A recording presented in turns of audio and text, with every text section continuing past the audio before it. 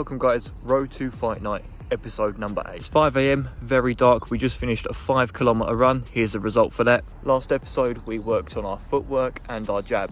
Today we're going to be working on both of them still, trying to perfect what we did yesterday. So let's get straight into it. So as per usual, training begins with 3 rounds of 2 minutes of jump rope to warm up. Today I'm using the heavy weighted rope to get that extra burn on my arms. Then I did about 5 minutes of warming up with some footwork. I then went and reviewed the footage of the training and I wasn't really happy with how I looked, so I redid another clip, this time being more bouncy on my toes. The last clip I was moving around very flat footed, so this time I'm having a more bounce in my step. Again though, I checked the footage and I still wasn't happy. I thought my hand placement wasn't great at times, so I've done another clip. And this one I was finally a little bit more satisfied with the way I was moving, the way my hands were placed. So just like yesterday, we moved on to throwing my jab. As you can see, I'm throwing it very slowly to focus on my technique and the way I'm throwing the punch. I watched over the footage, I was happy with the way it looked, so I moved on to slowly practicing my jab, but this time adding movement. And yeah, then to finish off this morning session, we went for an intense 3 rounds of shadow boxing. I did this twice, so in total 6 rounds. 3 of the rounds focusing on my jab and 3 rounds of throwing pretty much any punch I want to. That was the morning session over.